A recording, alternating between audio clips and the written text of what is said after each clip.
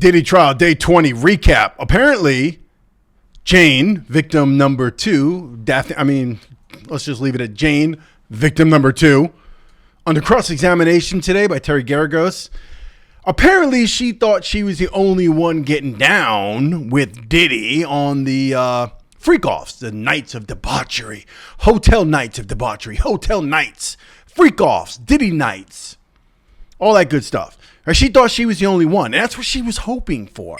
She was hoping she was the only one. Like, I'm the only one that you're going to get down and do this with, baby.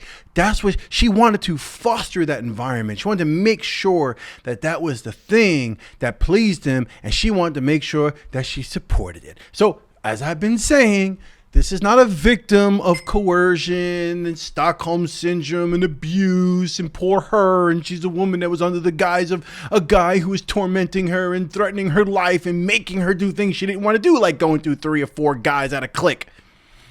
No siree. No siree. We're going to get into it. Time to talk. I want to do this is an evening edition for me. June 10th, Tuesday, day 20. We're going to wrap it up. I want to get into this and I want to talk about. Subscribe, first of all, if you haven't subscribed. Let's get into it. I'm trying to get my numbers up, dog.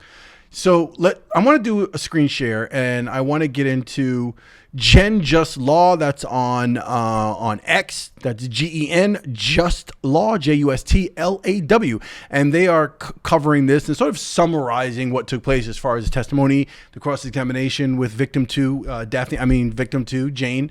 And they summarize this, and I want to go through it. I just want to make a couple of comments on it. I don't know if we're going to go through the whole thing, but let's take a look at it, and let's see what's being said. So this is the page for Gen Just Law. We start with Diddy trial, June 10th. Before Jane left the stand Monday afternoon, Asa Comey asked her once again whether she had any plans to sue Diddy. And she said, I just pray for his continued healing and I pray for peace for him, she said. Now, mind you, he is, as I stated earlier, and as you might know by now from other reporting on this particular case, that Diddy continues to pay her attorney fees for the attorney that's representing her and continues to pay for a $10,000 a month house. So just want to put that on the record. Let's look at Diddy trial live updates. Week 5, June 10th. Today marks the end of Jane's direct and the beginning of her cross-examination. Yes, it's getting good, people. Let's take a look. And there she is, the artist sketch of her weeping. And because it's been very rough on her with her $10,000 a month house and all the other money she's making through whatever means that she's making and her attorney fees being paid and her baby daddy and child support that she's getting. Yeah, it's been very rough for her. Let's start with this. The mistrial was denied. So if you recall, there was a push by Diddy's defense team to declare a mistrial based on the fact that some testimony that Cassie had given was not necessarily correct or accurate, that she described an event that she was not actually privy to, that she was not actually witness to, she was not in the room for, she was not around for. This idea that her friend Miss Bongolan had actually been hung over the balcony by Diddy by the feet, and she had heard about that through text. So the defense was trying to get that taken off and trying to have a mistrial based on that, but that was denied. And we kind of knew that was going to be denied. This trial wasn't going to end all of a sudden, and it wasn't going to be a mistrial because of something silly like that. It just wasn't going to happen, all right? So that was the first thing that took place. And then we come back. Look, we're back. You got to really appreciate this Gen Just Law. I don't know who this is. I'll probably get into it and investigate who this is, but truly appreciate the way this is all laid out and how this is summarized. Jane is expected to return to the stand to continue testifying soon. Okay, so there was another motion that was denied, which I thought was interesting. This is probably even more significant to me than the motion being denied for the mistrial based on the Cassie's testimony. But this Judge Aaron Subramanian denied the prosecutor's motion to recall expert witness Don Hughes for further expert testimony. They shut that down. So if you recall, Don Hughes, and I mentioned that earlier today, I said they'd probably try to get this woman back for testimony regarding Jane, victim number 2. She's a forensic psychologist that comes in and basically describes the psychology behind this victim and victim abuse and their tormentors and victims. She's the one that connects the Stockholm syndrome, and she lays that all out and the groundwork for suggesting that Diddy manipulated all these women and they were all under his spell and no one had any responsibility whatsoever because they all fell under this thing. So that's what she's for. Prosecution wanted to bring her back, I'm assuming, to to spell out the fact that poor victim number 2, Jane Doe, is under that same umbrella of psychology. Like she's been manipulated by Diddy, and that's why she goes back to her abuser, and that's why she claims she loves him. But they shut that down. So that got shut down. So we're going to continue now. So they denied Dawn Hughes coming back. Court is now in session, marking day 20. So the atmosphere they talk about the atmosphere outside the courtroom. They talk about Diddy's appearance. I really could care less about this stuff, but his appearance has noticeably changed. His hair has started to gray, and he's lost a significant amount of weight. Yeah, see, jail does some things for you. Today, he's been allowed to wear his own clothes instead of the standard tan jumpsuit. Okay, all right. The jury is now back in the room, and Jane is ready to begin her 4th day on the stand. I want to get right. Let's find the good stuff. Defense attorney Terry Garagos is beginning her cross-examination. We talk about meeting of Diddy when she first met him, confirming they had met multiple times. I'm sure she did, because she's on that scene. If you know who her baby daddy is, she's been on that scene. She's been around. She's been trying to find a paycheck for a long time now. So she admitted that she ceased communication with the defense in April prior to the trial, and she felt no pressure from them. So she doesn't feel as if the defense has pressured her to testify or be on Diddy's side, even though he's still, again, paying her attorney and paying her house.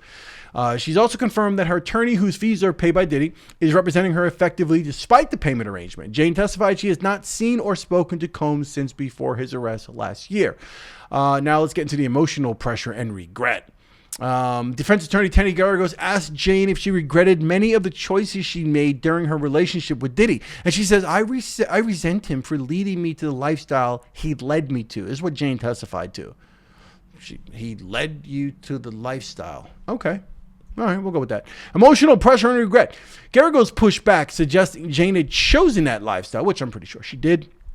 It's my opinion. Quote, my choices were made under a lot of emotional pressure, she replied.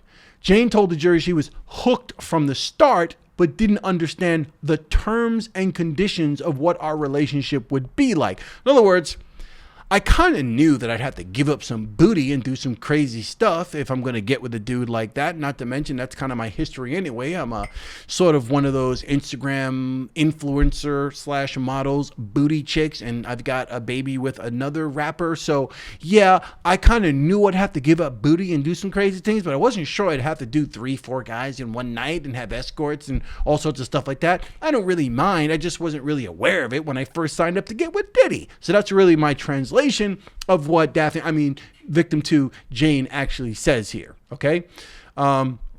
He was my baby, quote unquote. Under cross-examination, Jane testified that she resents the way that Diddy went about introducing me to this lifestyle that was built under a lot of emotional manipulation and pressure.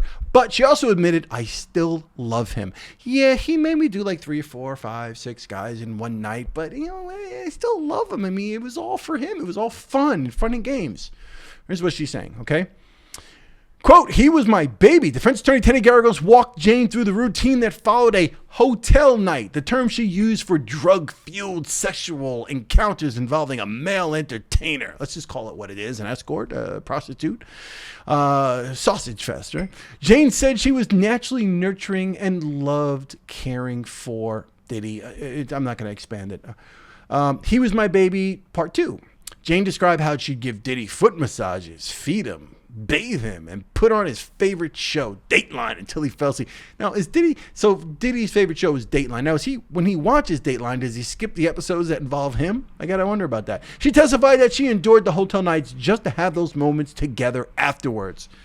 So, sure, I'll go through 3 or 4 guys. What do you want me to do? No problem. Oh, you want them to do this on me, on my face? Where? What do you want me to do? Oh, baby, yeah, sure, no problem. As long as we can be together and have a good time, I'm all down with it. As long as you keep paying my $10,000 a month, I'm fine with it.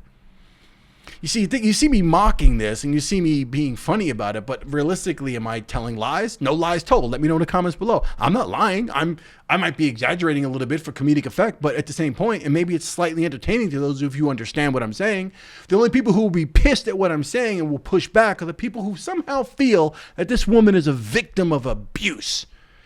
Bullshit. I call bullshit. Okay, something really special. Jane testified that she didn't want Diddy to feel judged during the hotel nights because it was a vulnerable moment. I felt that my partner was trusting me in a very vulnerable moment, and well, so he made me believe that, let's see what she's saying here. made me believe that it made me believe there's something really special. This was something only he and I did. And I really took that on very strongly, she said.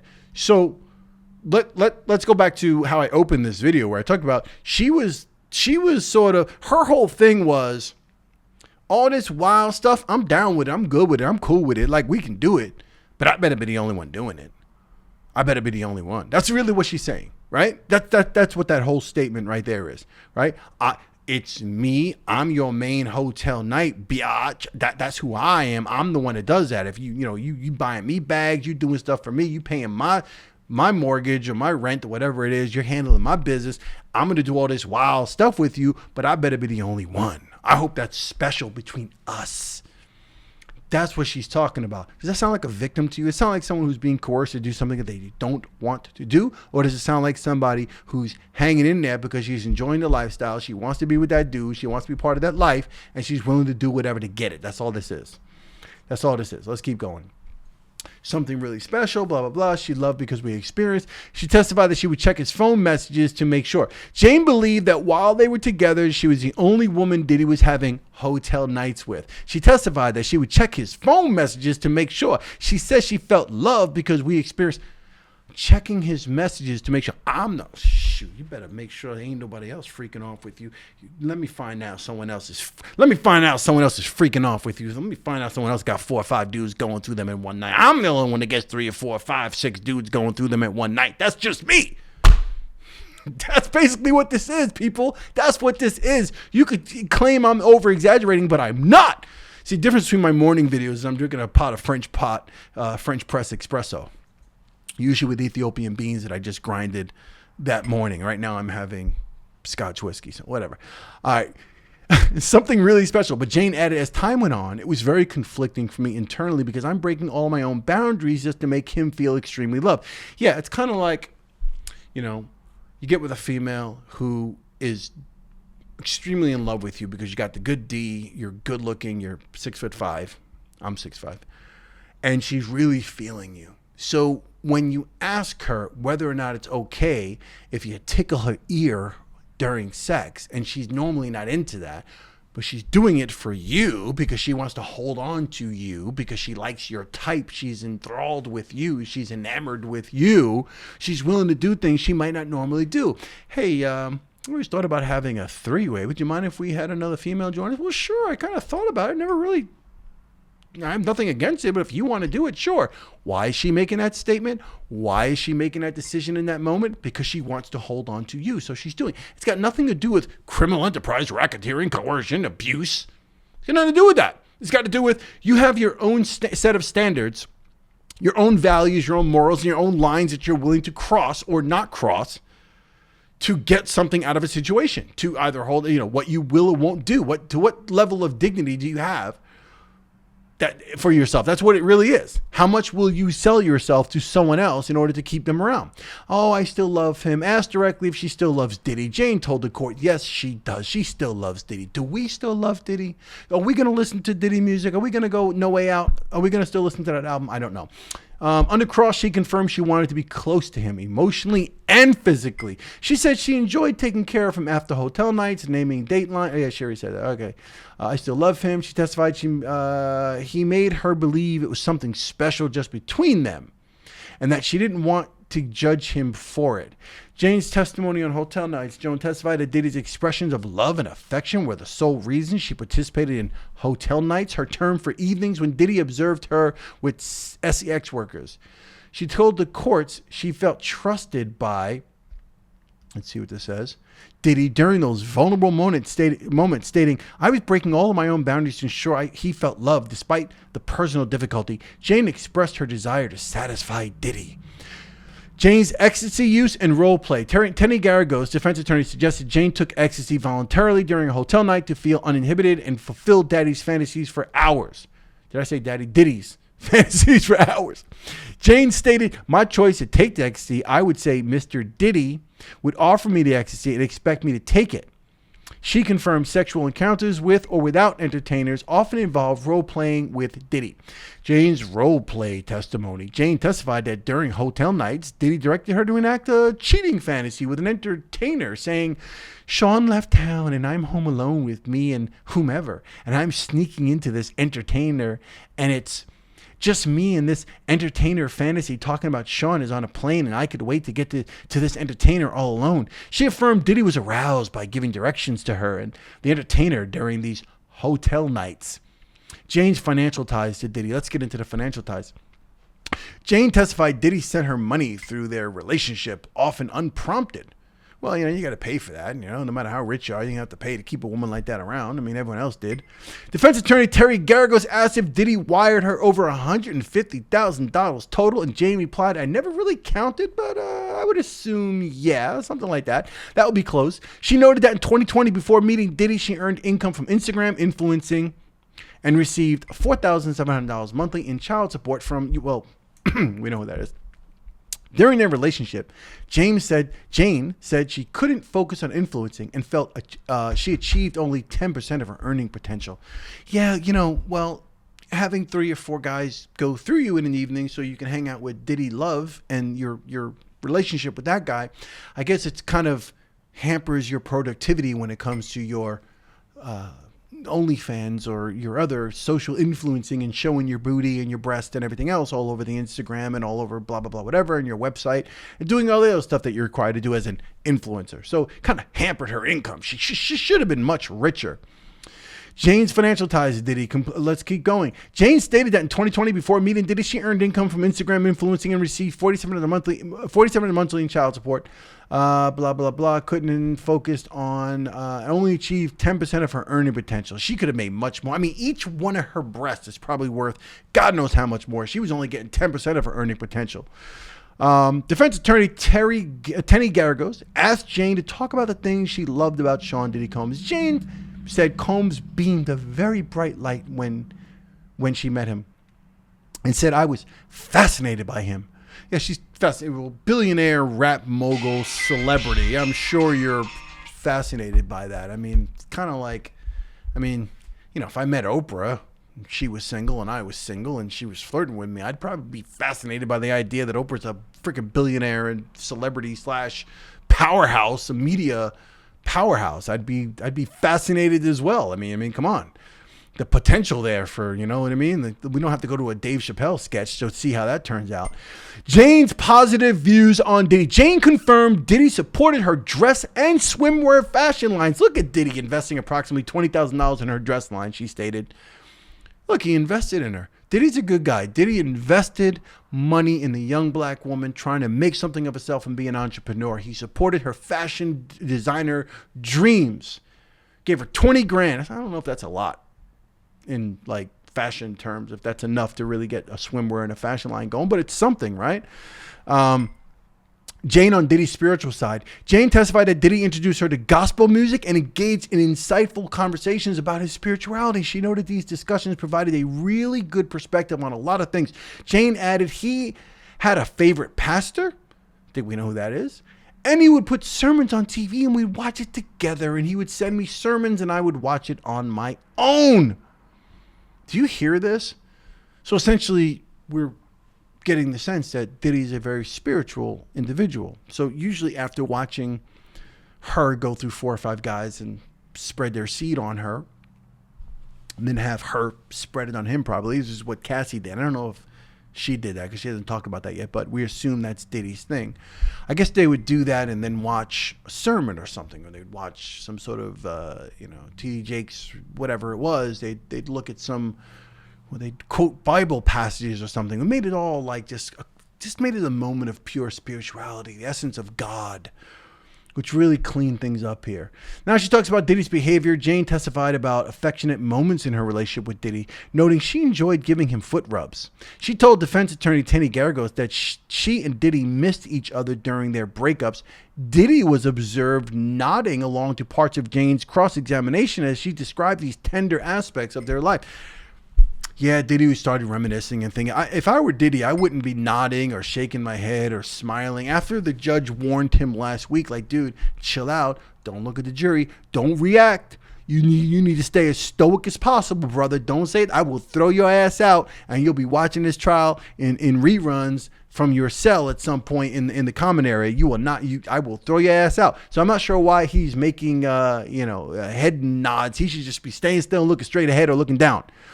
Jane's friction with defense during cross-examination. Defense attorney Tana Garagos asked Jane if she saw her father's child while visiting Diddy on the East Coast, prompting Jane to report, "What does that have to do with this whole thing?"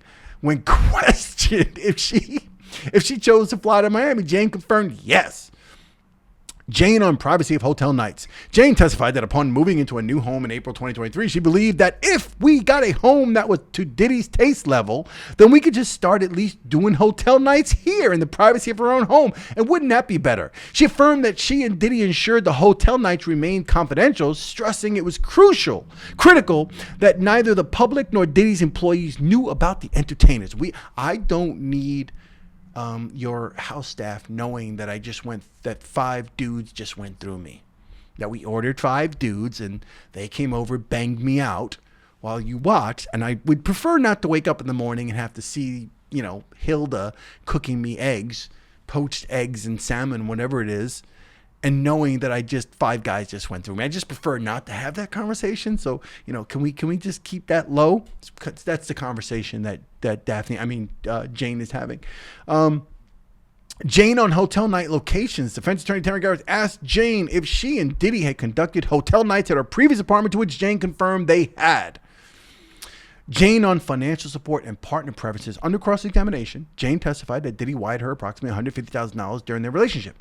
When defense attorney Tana Garagos asked if she gravitated towards providers, Jane replied that she ideally seeks a partner who is both a companion and a provider. There she spelled it right out in plain English, folks. I need a brother to pay my bills. You got to buy me all sorts of stuff, and you got to take care of me. You know why? Because I was born good looking enough and got just the right amount of stuff that I can sell it on the internet. And since you're going to be buying it, it is what it is. So she made it very clear that, yes, a dude needs to provide for her. Oh, Diddy is larger than life. Jane described Diddy as a confident and strong and very sure of himself. Yes, well, he's a billionaire rap mogul. You sort of a certain amount of swag comes with that, even if you didn't have it before and you were picked on as a kid in Harlem. With a big personality and larger than life demeanor. Qualities she found highly attractive. She testified that his motivating and encouraging nature helped her overcome shyness when they met. Yeah, I guess she got over her shyness. How many dudes do I have to do tonight? 3, 4, sure, or whatever. She got right through that shyness, didn't she? She struggled with self-esteem both previously and currently. She struggles with self-esteem. Well, how many people have to look at her Instagram and join her OnlyFans and whack off to her? And basically, how many dudes does she need to go through on hotel night for her self-esteem to feel, to be raised up? How much do we have to do here? Love messages after Turks and Caicos. Defense attorney Tana Garagos presented text and audio messages from March 2023 between Jane and Diddy, sent after a Turks and Caicos trip where Jane and Diddy unexpectedly introduced an entertainer and hotel night, sparking an argument that strained their relationship for days. The jury reviewed affectionate texts and voice notes where both expressed enjoyment of the trip.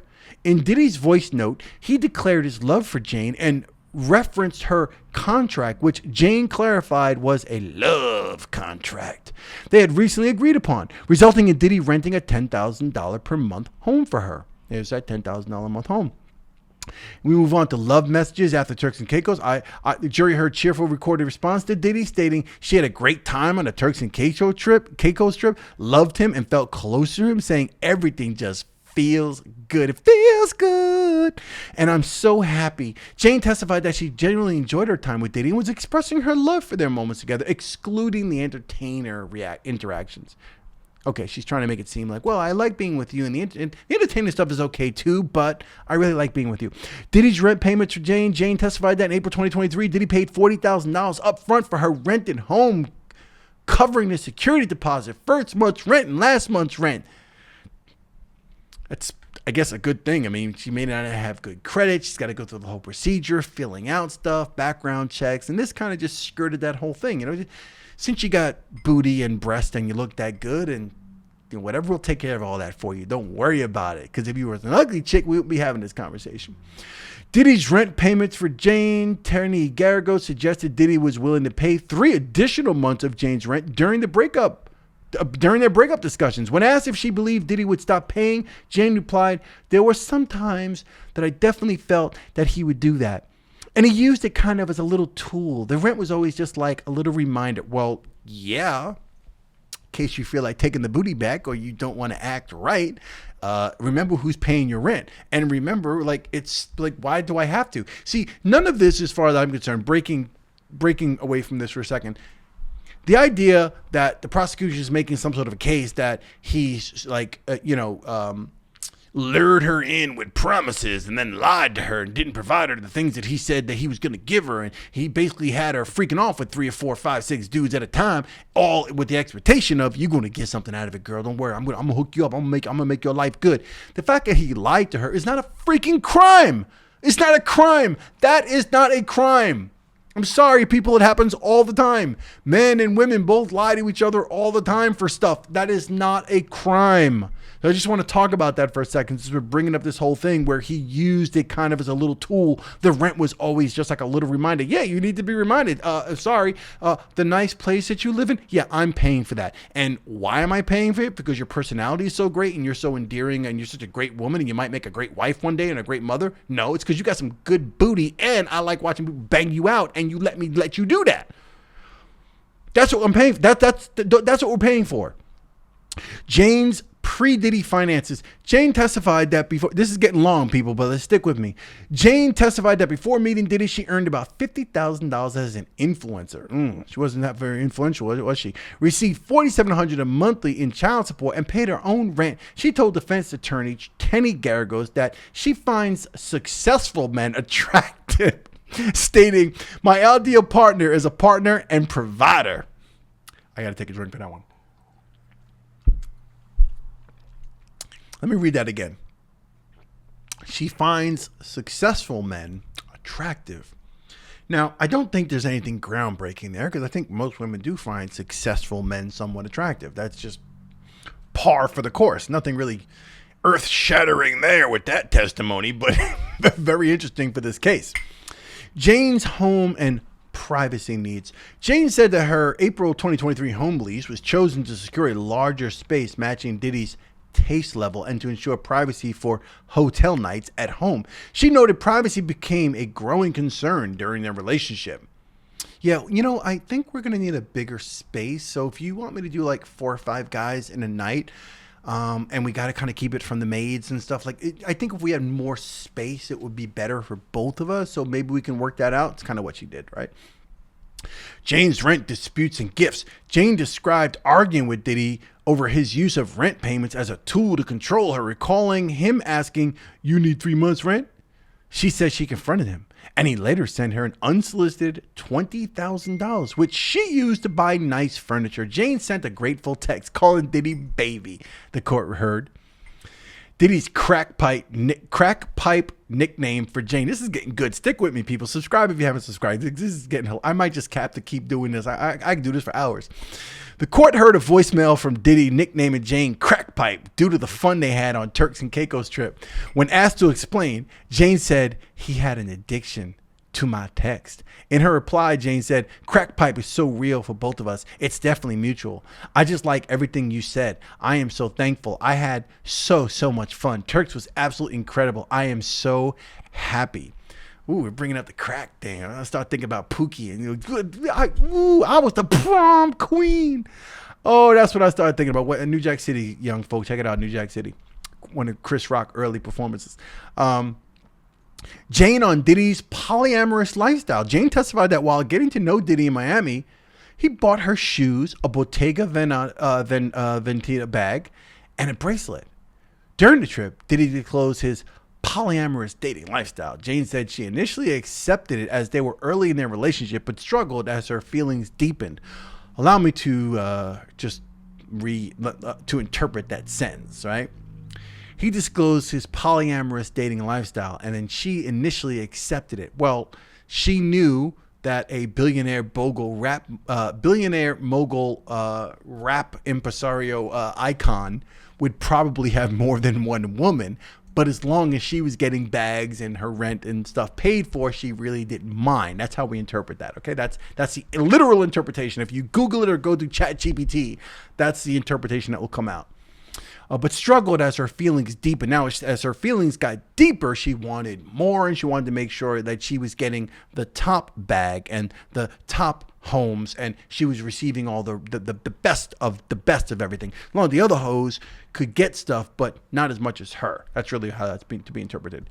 Jane on Diddy's polyamorous lifestyle. Jane testified that as her feelings for Diddy grew, she found his polyamorous lifestyle challenging, stating, "I was feeling my man and wanting him to be mine." She also felt Diddy treated her differently compared to his other girlfriends, perceiving an imbalance in his attention and affection. Jane on Diddy's public relationship. Jane testified that about 6 months to a year after she began dating Diddy, his public relationship with Young Miami became challenging for her. Diddy and Young Miami's relationship appeared monogamous on social media, while Jane's relationship with Diddy remained private. Oh my God. People, we just hit a point where if you didn't know, now you know.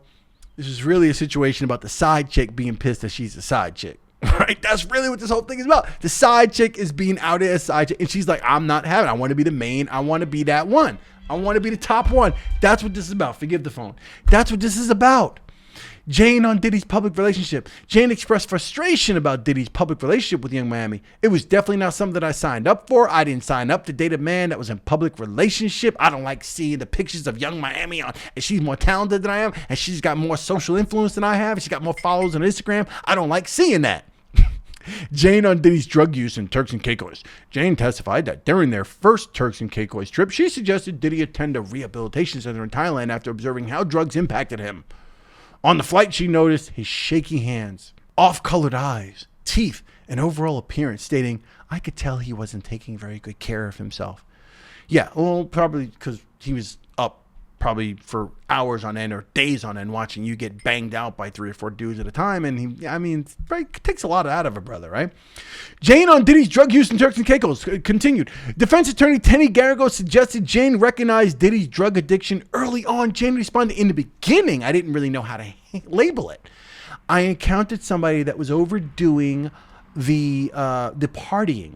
She later noted, as our relationship continued, I noticed a very strong pattern. I still didn't really even label it as drug addict. I think now I would say that, but then I just would say that he was a really big party guy." Yeah, well, somebody who, it's all fun and games until a lawsuit comes up or until someone's on trial for their life. It's all fun and games. Let me start to re-examine what we've noticed. Jane on Diddy's drug use in Turks and Caicos. Jane, toward the end of their relationship, she learned Diddy was using antidepressants. Yeah, it's a little bit depressing when you realize that you're a hip-hop rap mogul who likes to pay other dudes to bang out your girlfriends. Yeah, it's slightly depressing, I guess. So you need an antidepressant for that. She confirmed her desire to help him stop using drugs and to return to his natural form, noting that Diddy had expressed interest in ketamine therapy. And then there's a recess. There's some stuff going on. Diddy's mother, sister, and 2 sons are present in the courtroom. They're seated in the row behind him. And that's there's more. Jane's resumes testimony. Jane returns to the stand following a late morning break with the jury back in the courtroom. Look, dude, you know what? I could do this all day. Honestly, I could do this all day. I find this hilarious. I don't think just on what I've read there to you and what I've shared with you in this particular video, this did nothing for the prosecution. It does nothing to make the case against this man.